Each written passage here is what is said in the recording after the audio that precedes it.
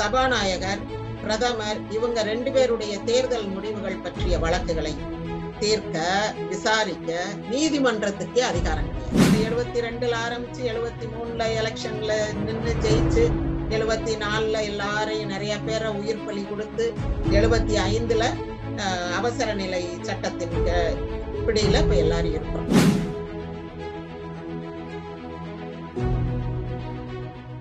MGR TV YouTube நேயர்களுக்கு என் அன்பான வணக்கம். இப்போ 1975 ஜூன் மாசம் அவசர நிலை பிரகடனம் செய்திருக்காங்க. இப்ப அதனுடைய விளைவுகள் வடக்க எப்படி இருந்துச்சு, ஏன் பிரகடனம் செய்தாங்க, அதனுடைய பாதிப்பு தமிழ்நாட்டுல எப்படி இருந்தது என்பதை பற்றி பார்ப்போம். இப்ப ஜூன் 26 வாக்குல பேப்பர்ல, ஜூன் 26ஆம் தேதி பேப்பர்ல எல்லாம் வந்துருச்சு அவசர நிலை சொல்லியாச்சுன்னு. அப்போ நமக்கு தெரியும், மீடியாவெல்லாம் அவங்க கண்ட்ரோல்ல வச்சிருக்காங்க. அரசுக்கு எதிராக எந்த ஒரு செயலும் செய்யக்கூடாது, ஒரு வாய்ப்பூட்டு சட்டம் மாதிரி எல்லாம் போட்டு வச்சிருக்காங்க. எம்ஜிஆர் இதுக்கு முழு சப்போர்ட் கொடுக்குறாரு. இப்ப ஜூன் 25ல அவங்க பிறப்பித்த சட்டம், இவர் ஜூலை 16ஆம் தேதியே போயிடுறாரு இந்திரா காந்தியை பார்க்கிறது. நாஞ்சில் மனோகரன் மூலமாக இந்திரா காந்தி அம்மாவை போய் பார்த்து தன்னுடைய முழு ஆதரவையும் அதற்கு தெரிவிக்கின்றார். நம்ம ஏற்கனவே பார்த்தோம், இந்த அவசர நிலையினால அவருடைய படங்கள் நடிக்கிறதுல, காதல் காட்சிகள், சண்டை காட்சிகள் நடிப்பதுல ரொம்ப சிரமம் இருக்கு. தன்னுடைய தொழில் ரீதியாக பாதிப்புகள் இருக்கு. ஆனா அரசியல் ரீதியாக பார்த்தால் அது ஆளுங்கட்சிக்கு ஒரு நல்ல செக் வச்ச மாதிரி இருக்கு. அவங்க சொல்ற, மத்திய அரசு சொல்றதுதான் ஆளுங்கட்சி கேட்கணும், இங்க இருக்கிற மாநில அரசுகள் கேட்க வேண்டும் என்ற ஒரு அதிகார போக்கு அந்த அவசர நிலை சட்டத்துல காணப்படுது.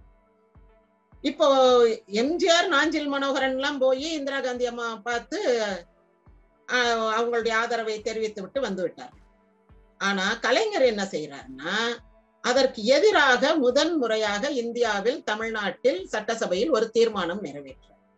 இதை நாங்க ஒப்புக்கொள்ள மாட்டோம், இப்ப அவசர நிலை பிரகடனம் பண்ண வேண்டிய அவசியம் இல்லை, அது போர்க்காலத்துல செய்ய வேண்டியது, இப்ப அப்படிப்பட்ட ஒரு நெருக்கடியே இல்லை, இப்ப எதுக்கு இந்த நெருக்கடி நிலை, அதுக்கு பேர் எமர்ஜென்சின்றனால நெருக்கடி நிலைன்னு தான் நம்ம தமிழ்ல சொன்னோம். அப்ப பேப்பர்ல எல்லாம் அப்படித்தான் போட்டாங்க. இந்த நெருக்கடி நிலை அறிவிப்பு என்னது, எதற்கு அப்படின்ட்டு ஒரு எதிர்ப்பு தெரிவிக்கிறாங்க. ஒரு தீர்மானம் சட்டசபையில இயற்றிய உடனே, அப்போ இந்திரா காந்தி அம்மா அங்கேயே அவங்களுடைய தேர்தல் பிரச்சனையில இருக்காங்க. அவங்க அடுத்த மாசம் ஆகஸ்ட்ல என்ன பண்றாங்கன்னா, அங்க 7ஆம் தேதி ஆகஸ்ட்ல ஒரு சட்டம் இயற்றுறாங்க. எப்படி, சபாநாயகர், பிரதமர் இவங்க 2 பேருடைய தேர்தல் முடிவுகள் பற்றிய வழக்குகளை தீர்க்க, விசாரிக்க நீதிமன்றத்துக்கே அதிகாரம் கிடையாது, நீதிமன்றத்துக்கே அதிகாரம் கிடையாது அப்படின்னு அவங்க ஒரு சட்டம் இயற்றி அதுக்கு குடியரசுத் தலைவர் ஃபக்ருதீன் அலி அகமது கையெழுத்து வாங்கி நிறைவேற்றிட்டாங்க. இதனுடைய விளைவு என்னன்னா, அலகாபாத்ல தேர்தல்ல அவங்களுடைய வெற்றி உறுதி செய்யப்படும், அவங்க வெற்றி பெற்றதாக அறிவிக்கப்படுகிறது. இப்ப அவங்க பவர்ஃபுல்லா உள்ள வர்றாங்க. இதற்கு அடுத்து அந்த நேரம் அவங்க கூட இருந்த அவருடைய இளைய மகன் சஞ்சய் காந்தி, அவரும் ரொம்ப மூர்க்கமா சில சட்ட திட்டங்களை நிறைவேற்றுறது, குறிப்பா இந்த கருத்தடை சட்டம், அது எல்லாருக்கும் ஆண்களோ பெண்களோ கடகடன் எல்லாருக்கும் அப்ப கருத்தடை செய்து விட்டாங்க. அந்த மாதிரி சில விஷயங்கள்ல அவர் தலையிட்டு அவர் பொறுப்பெடுத்து செய்கிறார்.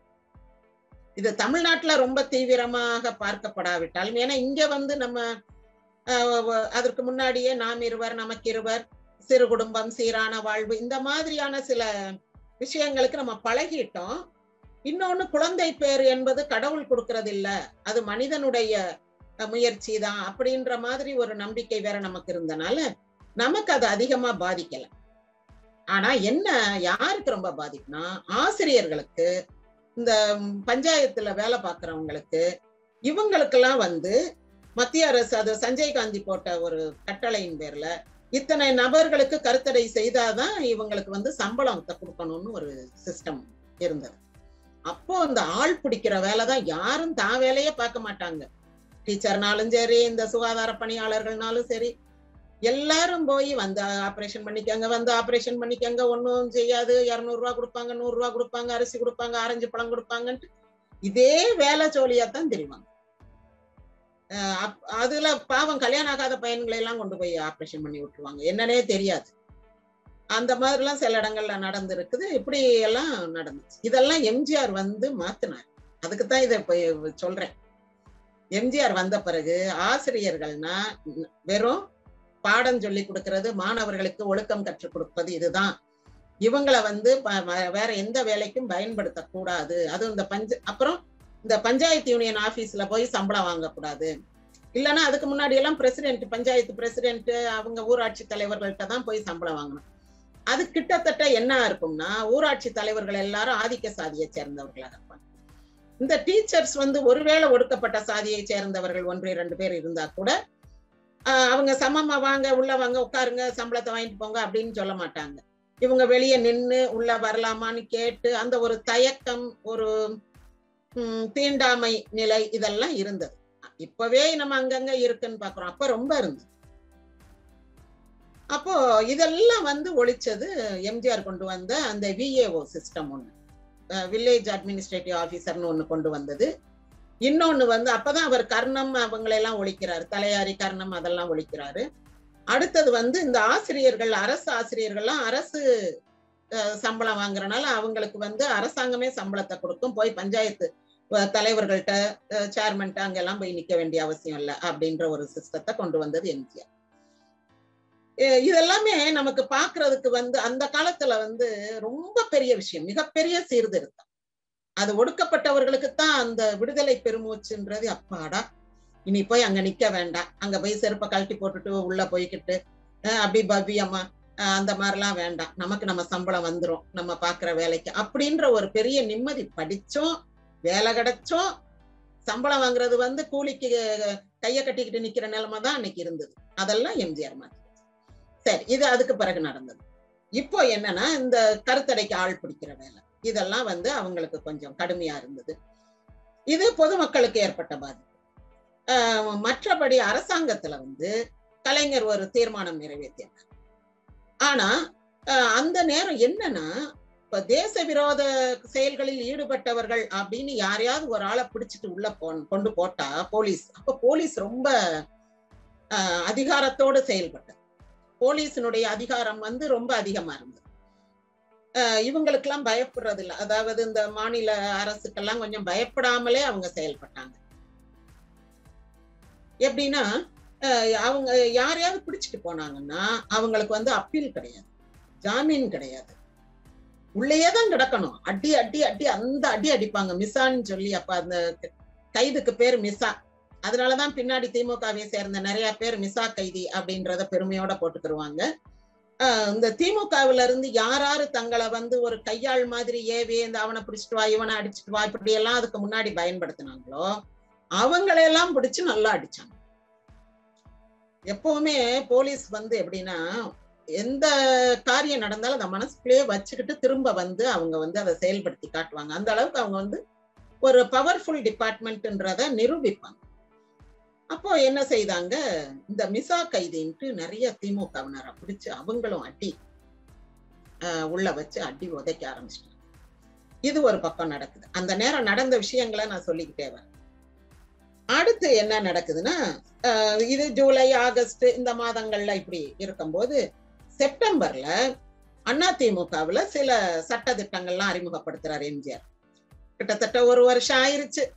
75, 73, 72 ஆரம்பிச்சு 73 எலெக்ஷன்ல நின்று ஜெயிச்சு 74 எல்லாரையும் நிறைய பேரை உயிர் பலி கொடுத்து 75 அவசர நிலை சட்டத்தின் பிடியில இப்ப எல்லாரும் இருக்கிறோம்.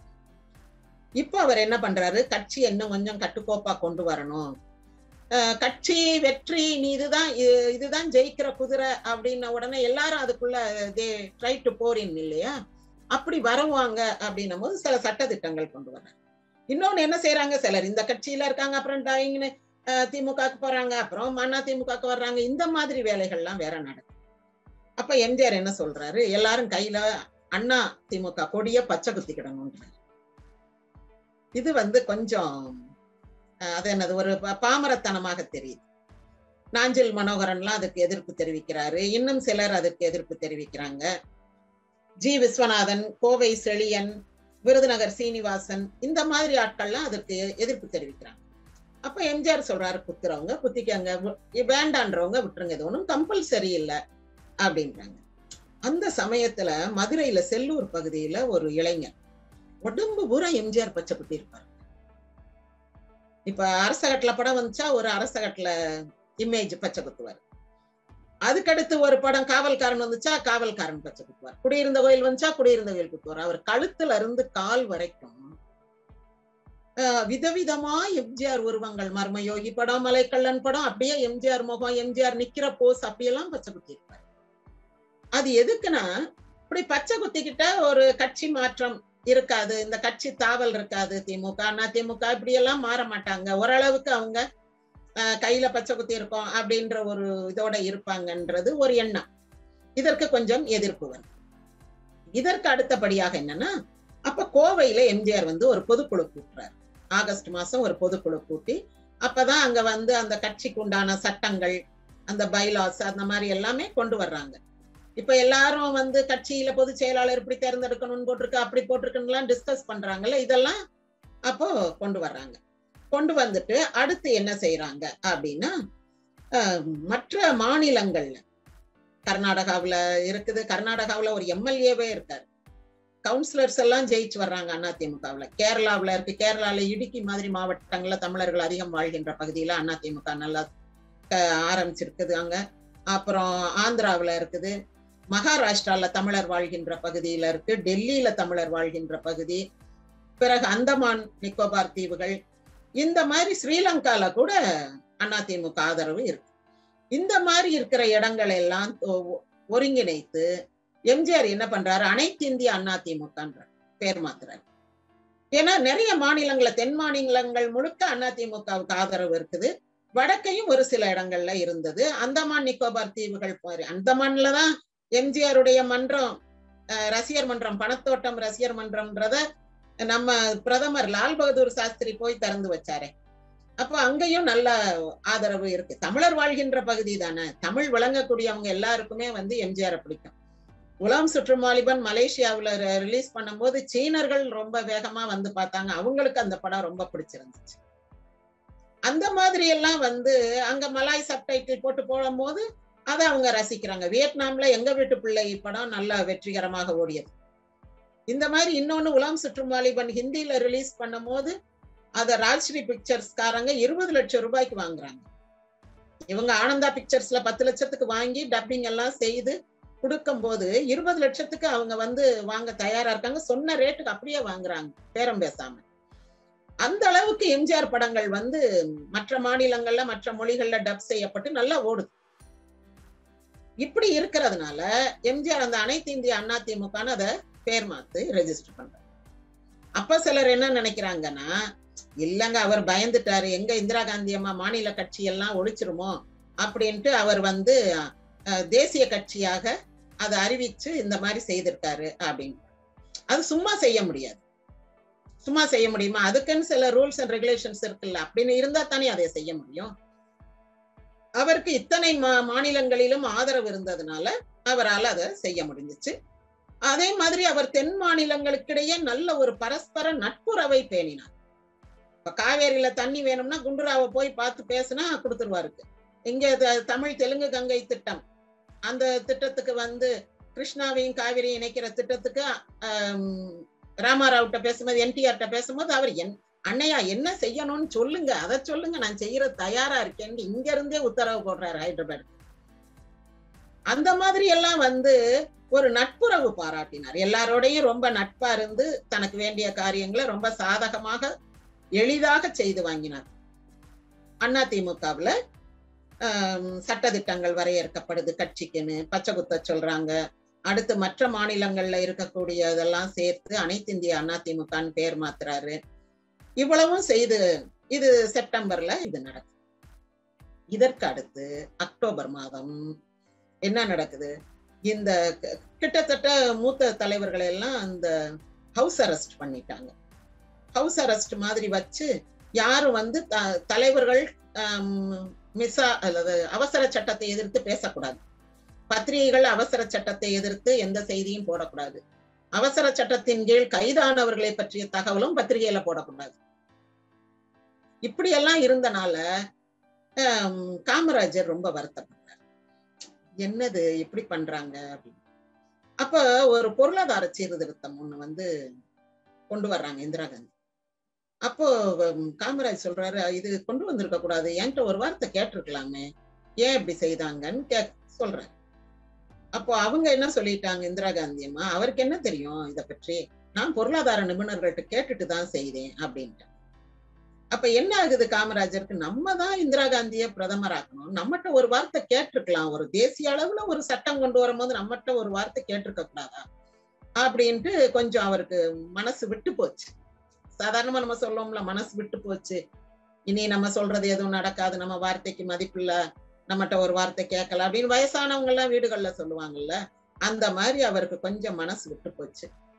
இப்படி இருக்கிற நேரத்துல அக்டோபர் 2ஆம் தேதி காந்தி பிறந்த நாள் அன்று என்ன ஆகுது, மத்தியானம் சாப்பிட்டுக்கிட்டு இருக்காரு, ரொம்ப வேர்க்குது வைரவா அப்படின்றாரு. ஐயா சூடா சாப்பிடறனால வேர்க்குதுங்கயான்ட்டு ஃபேனை போடுறாரு. அப்புறமும் அவரு சாப்பிட்டு கையை கழுவிட்டு உள்ள போய் ஏசியை போட்டு படுக்க போனா ஏசியிலையும் வேர்க்கு. என்ன வைரவா, ஏசி போட்ட பிறகு ரொம்ப வேர்க்குதே, நீ டாக்டர் சௌரிராஜனுக்கு போன் பண்ணு அப்படின்றாரு. டாக்டர் சௌரிராஜனுக்கு போன் பண்ணா அவரு அப்ப லேண்ட்லைன் தானே, இல்ல வெளியே எங்கேயோ போயிருக்காரு. சரின்ட்டு அப்புறம் இன்னொரு டாக்டருக்கு போன் பண்ண, அந்த டாக்டர் வந்துடுறாரு. அதுக்குள்ள சௌரிராஜனும் பின்னாடியே வந்துடுறாரு. ஆனா அந்த போன் பண்ணுன்னு சொல்லிட்டு இவர் என்ன பண்றாரு, லைட் ஆஃப் பண்ணிட்டு போ, நான் தூங்க போறேன் காமராஜர். சரின்னு வைரவன் என்ன பண்றாரு, அவர் கூட இருக்க உதவியாளர், அவர் ஒருத்தர் தான் நான் சமைச்சு வச்சுட்டு இருப்பாரு, லைட்டை ஆஃப் பண்ணிட்டு ஐயா தூங்கட்டும்னு கதவை சாத்திட்டு வெளியே போயிட்டாரு. டாக்டர் வர்றாரு. டாக்டர் வந்தோம்னா ஐயா தூங்கிட்டு இருக்காங்க, ரொம்ப வேர்க்குதுன்னாங்கன்னு சொல்லிட்டு உள்ள கூட்டு போய் பார்த்தா உயிர் இல்லை. அவர் அந்த வேர்க்குதுன்னு சொல்லும் போதே என்னவோ மாதிரி வருது, அவருக்கு தெரிஞ்சிருக்கு இது வந்து எப்பவும் வேர்க்கிற மாதிரி இல்ல, இது ஏதோ சம்திங் இஸ் ஹேப்பனிங்னு. அதனாலதான் டாக்டரை கூப்பிடுன்னு இருக்காரு. ஆனா டாக்டர் வந்து பாக்குறதுக்குள்ள உயிர். இப்ப இந்தியாவின் ஒரு மாபெரும் தலைவர், கிங் மேக்கர், இந்திரா காந்திக்கு மேல ஒரு அட்வைஸ் பண்ணக்கூடிய இடத்துல இருந்தவர் இறந்துட்டார். தமிழ்நாட்டுக்கும் மாபெரும் இழப்பு, ஒரு மூத்த அரசியல்வாதி இறந்தது. இந்திரா காந்தி அம்மாவுக்கு ஒரு புத்தி சொல்லக்கூடிய ஒரு நிலையில இருந்தவரும், அந்த அம்மா இப்ப கேட்கலன்னு வைங்க, இன்னொரு சமயத்துல கேட்பாங்கன்னு கூட நம்ம நினைக்கலாம். ஆனா இறைவன் அதற்கு வழி வைக்க. இந்த நிலைமையில அதிமுகவுக்குள்ள ஒரு பெண் வந்து எம்ஜிஆரை எதிர்த்து ஒரு கட்சி ஆரம்பிச்சு. இந்த மாதிரியான சில காமெடி தான் சொல்லணும். இது நிறைய பேருக்கு தெரியாது, அது ஒரு காமெடி நிகழ்ச்சி மாதிரி நடந்து போனது.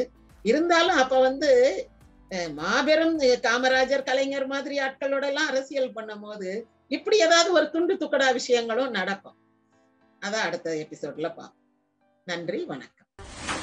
இந்த காலத்து இளைஞர்கள் வந்து பழைய விஷயங்களை, இப்போ நம்ம சரித்திரம் படிக்கிற மாதிரி நம்முடைய பழைய நம்ம நாட்டில் நடந்தது, தலைவர்கள் எப்படி எப்படி வந்து ஆட்சி செஞ்சாங்க, என்னென்ன சாதுரியத்தை பயன்படுத்தினாங்க அப்படிங்கிறத இந்த காலத்து இளைஞர்கள் வந்து தெரிந்து கொள்ள வேண்டும் அப்படிங்கிற ஒரு எண்ணத்தில் தான் வந்து எம்ஜிஆரை பற்றிய சில சுவையான தகவல்களை நம்ம சொல்கிறோம். அதிமுகவின் 50 ஆண்டு கால வரலாற்றில் சிறப்பு சேர்க்கும் விதமாக எம்ஜிஆரின் அரசியல் பயணம், அண்ணா முதல் அண்ணா திமுக வரை வரலாற்று தொடர் ஒவ்வொரு திங்கள் மற்றும் வியாழன் மாலை 5 மணிக்கு உங்கள் எம்ஜிஆர் டிவி யூடியூப் சேனலில் பதிவேற்றப்படும். காண தவறாதீர்கள். சேனலை சப்ஸ்கிரைப் பண்ணிட்டீங்களா? பண்ணலனா மறக்காம சப்ஸ்கிரைப் பண்ணுங்க. சப்ஸ்கிரைப் பட்டனையும் பெல் ஐக்கானையும் உடனடியாக கிளிக் பண்ணுங்க.